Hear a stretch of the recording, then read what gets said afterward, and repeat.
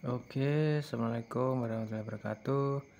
Kali ini kita akan membahas protokol reset, protokol scan ya pada Yamaha. Soalnya Yamaha itu ini kita gunakan Echo K2SX.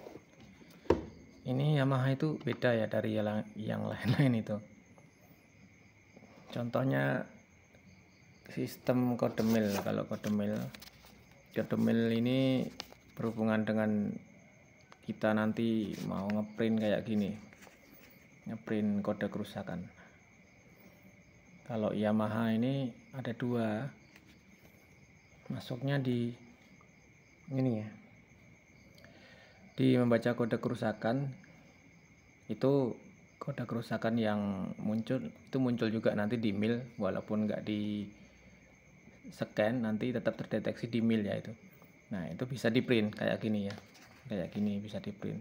Terus yang history ya, ada lagi yang history kerusakan itu nggak bisa di print ya, itu masuknya ke mode diagnosa. Kalau history mungkin kedepannya mungkin bisa ya di print, tapi mungkin ya nunggu update selanjutnya. Sudah saya usulkan ke pihak firmware engineer-nya untuk jika masuk mode ini diagnosa nanti kita tambahkan menu print ya. Contohnya gini ya, kalau kita masuk ke membaca kode kerusakan. Nah, kita masuk diagnosa dulu. Yamaha. Ini kontaknya harus dimatikan dulu ya. Nah, ini suruh matikan kontak, di oke, nyalakan.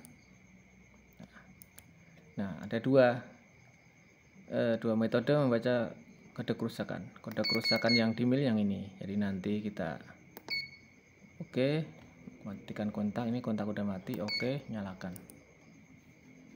Nah, ini bisa ya nanti kita print kalau masuk ke mode ini. Nah, ini kita pencet F4 ini ya, 4 untuk mengeprint. Kalau nggak mau nulis nama ya langsung kita ISC aja bisa. Nah, ini biasa ini kan nggak mau ya. Biasa kalau kayak gini setrum yang ke scanner itu tidak stabil ya. Ya, kayak saya ini kan menggunakan setrum dari charger HP. Jadi ya mungkin ampernya itu kurang. Jadi kalau masuk sini, kalau untuk ini enggak, ini untuk ngeprint ngadat ya. Jadi harus ke aki ya. Jadi colok ke aki yang ampernya memang stabil. Kalau lewat cas aki, charger HP ya nggak stabil Mas Bro, gini jadi gagal print. Nah ini sebenarnya bisa kayak gini jadinya ya. Ini yang udah saya print tadi, sama kan ini ya sama. Nah ini untuk yang mil ini kalau udah dihapus, nah, nanti ya nggak bisa di print, hilang ininya. Terus walaupun mil itu udah dihapus, nanti masih tersimpan di history. Nah untuk history kita masuk ke mode tes aktuator. Kita matikan dulu kunci kontaknya. Kita oke lagi sambil dinyalakan kunci kontak. Nah, ini ada dua kali prosedur. Nah, harus dimatikan lagi kunci kontak, oke, terus nyalakan. Untuk firmware baru begitu emang protokolnya. Untuk firmware lama cukup sekali. Nah, inilah yang menjadikan perbedaan antara M200 Pro dengan M100 Pro, M200 biasa. Ininya lebih cepat masuk mode diagnosa. Jadi kayak gini. Ini ada nilai referensinya ya. Jadi nilai referensi ini dari derajat tertutup penuh 14 sampai 20 derajat, terbuka penuh 9 sampai 100 derajat ya. Ini TPS. Ini kan nggak ada motornya, jadi nggak bisa kita tes TPS-nya. Ini tegangan aki ini. Ini tegangannya dari step up, jadi dari charger HP di step up, jadinya segini. Saya menggunakan charger HP. Temperatur mesin nggak kecolok ya, minus. Switch stand samping. Nah, bahasanya ini perlu direvisi nanti ya. Jadi perlu direvisi agar lebih sempurna lagi. Koil pengapian ini tes aktuator ini untuk Jika di oke nanti jalur massa coil akan aktif selama 5 kali. Ini injektor juga sama, relay ini juga sama. EEPROM tampilan kode kerusakan ini. Kalau 0 ya memang ini masih oke. Terkadang saya nemuin sampai berapa itu angkanya ya, tapi nggak masalah. Tampilan secara kerusakan. Kalau di sini memang tidak ada ya. Di sini nanti ada 3 tuh. Yang terbaca ini tadi. Nah, walaupun sudah dihapus, history nggak bakal bisa terhapus kecuali memang udah dihapus. Kalau pencet oke sekali nanti langsung jadi 0, udah terhapus. Nah, ini nggak bisa di print kalau posisi ini kita tekan F4 tetap nggak ada. Nah kan, nggak ada respon ya. Biasanya di sini keluar kita masukin serial number atau apa, atau nama yang punya motor. Nah, ini nggak bisa. Nah, nomor pemrograman ECU versi ini saya lihatnya mungkin ECU-nya udah di program berapa kali gitu ya. Itu yang program itu biasa dari dealer ya, dari beres. Kemarin saya nemuin yang angkanya udah jadi 2. Kalau masih 0 ini berarti belum pernah diprogram sama sekali. Kalau udah sampai 2 berarti udah 2 kali diprogram, diperbarui firmware ECU-nya oleh mungkin beres yang bisa ya. ECU apa? Pakai scanner yang support untuk program ulang ECU. Kalau kayak Zediac ini ya jangan harap bisa ya. Ini untuk scan aja udah alhamdulillah. Untuk reset ini di 87 learning AFR ini udah alhamdulillah udah bisa. Nah, ini pencet 3 kali ya, prosedurnya pencet 3 kali. Nah, udah jadi 0. Ini di sini ada referensinya ya untuk mereset learning field control setiap pergantian injektor. Setiap pergantian injektor atau servis TB usahakan di reset di 87-nya.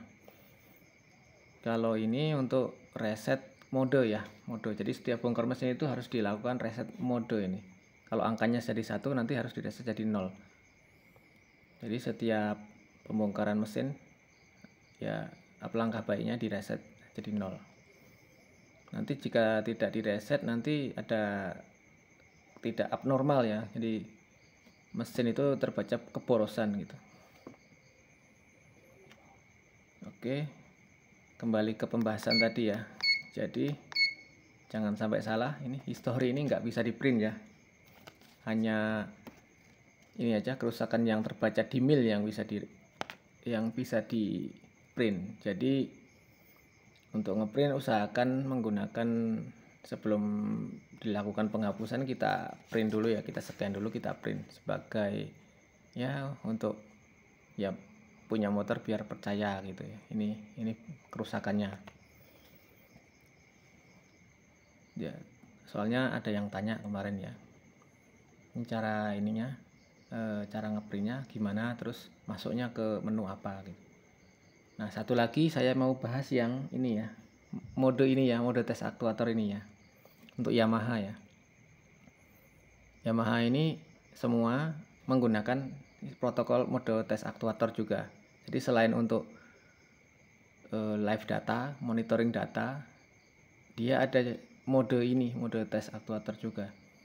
Semua Yamaha tak terkecuali yang OBD. Jadi kalau OBD itu jika kita menggunakan scanner OBD, nah nggak bisa mas masuk ke sini, masuk mode tes aktuator. Nanti tes aktuator ini untuk protokol reset ya. Kalau di Yamaha itu banyak. Kalau ini untuk Mio M3 ini kan paling-paling di 87, reset di 87, learning TPS sama di 88. Nah, jika nanti ke iRock New, NMAX New itu pakai ISC kadang ya, ada ISC-nya, harus direset ISC-nya. Kayak Vixen juga, Vixen nggak ada ya. Vixen Making itu nggak ada ISC itu. Tapi nanti itu bisa dilakukan penyetelan melewati setel CO kayak Vixen. Kecuali Vixen yang PVA ya, Vixen PVA itu udah nggak bisa lagi setel CO. Jadi mungkin Vixen 1PA terus yang 2TP itu, yang kode ECU-nya 2TP, 2PVO itu bisa di setel CO. Nah, jadi beda-beda ya jadi ECU-nya ya. Jadi kadang-kadang ada yang tanya, ini kenapa nggak bisa setel CO? Itu dari protokol dari ECU-nya mas, jadi kita nggak bisa maksa. Jadi scanner ini sebagai ini ya, server gitu ya, server ya. Terus yang ECU-nya ini sebagai user. Jadi server ini harus melayani user gitu ya. Nggak bisa maksa kita, server ini nggak bisa maksa ke usernya ini. Ibaratnya ini berkomunikasi ngomong gitu ya. Jadi nggak bisa maksa servernya ini. Harus sesuai permintaan user gitu ya. Usernya punyanya apa? Bisa ISC ya, ISC nanti munculnya gitu. Terus usernya ini ya, ECU-nya ini ada apa? Ada style CO ya, nanti bisanya scanner ini membaca setelan CO. Kalau nggak ada setelan CO nanti si scanner juga nggak bisa maksa ke ECU gitu. Kalau Yamaha gitu mas, jadi ya. Soalnya kalau di Yamaha ini emang protokolnya agak rumit, beda dengan di Honda. Kalau di Honda cukup dengan reset aja, reset ECM udah terreset semua.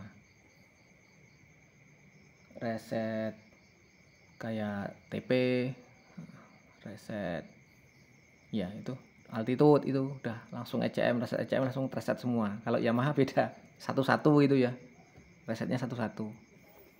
ISC, terus setel CO, reset D87, history, itu beda-beda kalau Yamaha sendiri-sendiri. Jadi walaupun Yamaha OBD itu tetap ada settingan D87 ISC. Jadi jika Anda terlanjur beli yang scanner OBD ya percuma mas, itu untuk live data aja. Jadi ada harga, ada kualitas, nggak bisa maksa kita. Harganya murah, 50.000 udah bisa setel semua. Nah itu ada harga, ada kualitas. Oke, segitu aja ya, semoga bermanfaat. Jangan lupa like, comment, and subscribe ya. Nanti kalau ada yang tanya, dituliskan di kolom komentar. Nanti bisa saya jawab satu-satu jika memang saya nggak begitu sibuk. Oke, assalamualaikum warahmatullahi wabarakatuh. Selamat malam.